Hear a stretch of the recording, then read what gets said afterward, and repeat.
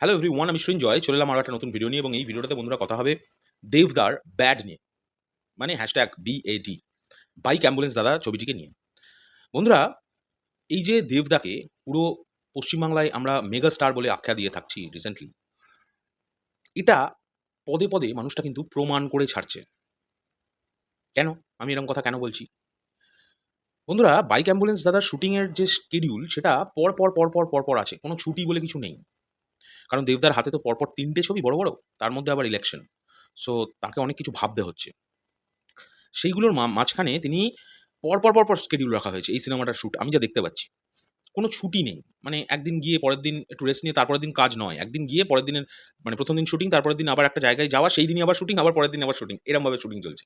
মানে যেদিনটা না হলেই নয়, মানে হওয়া সম্ভবই নয়, সেই দিন হয়তো বসে থাকছে। বাট আমার মনে হয় না বসে থাকছে। আমি যতদূর শিডিউল সম্পর্কে আইডিয়া পেলাম, পরপর শুটিং চলছে। এবং দেবদা সত্যি কথা বলতে এই কদিন আগে একটা আউটডোর শুটিং ছিল বাইক অ্যাম্বুলেন্স দাদার। এবং সেখানে আ দেবদার পায়ে একটু সমস্যা ছিল। আমি যতদূর শুনলাম। পায়ে কোনো একটা কারণে প্রচণ্ড ব্যথা হয়েছিল। প্রচণ্ড ব্যথা। এবং তারপরেও মানুষটা প্রতিটা শট নরমালি দিয়ে গিয়েছে। এবং এই মানুষটাকে না একটা স্যালুট জানাতে চাই বস।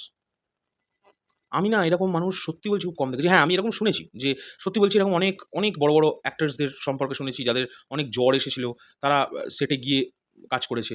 যাদের অনেক কিছু হয়েছে। আমি এরকমও অনেক বেশি শুনেছি যে যেমন স্টারডম বলে একটা এই স্টার আ ইয়ে বলে একটা কথা হয়। আমি ওয়ার্ডটা ভুলে যাচ্ছি এক্সাক্টলি। উম যাই হোক, মানে স্টারদের মুডের উপর নির্ভর হয়। অনেক সময় শুনেছি মানে একটা শট দুবার দেওয়ার পর আর ভাল লাগছে না, বলল প্যাক আপ। নিজেই বলে দিল, দিয়ে চলে গেল। দেবদার মধ্যে না এইসব বিষয়পত্রগুলোই নেই।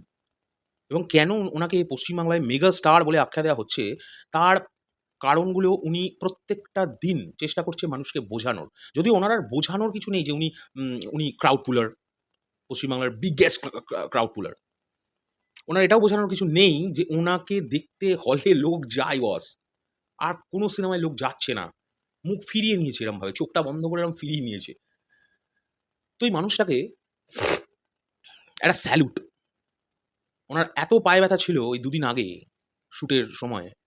উনি তারপরেও হাসি মুখে মানে যেখানে যে এক্সপ্রেশন প্রয়োজন সেই এক্সপ্রেশন দিয়েই সিনেমাটা শুট করছেন বাইক অ্যাম্বুলেন্স দাদা।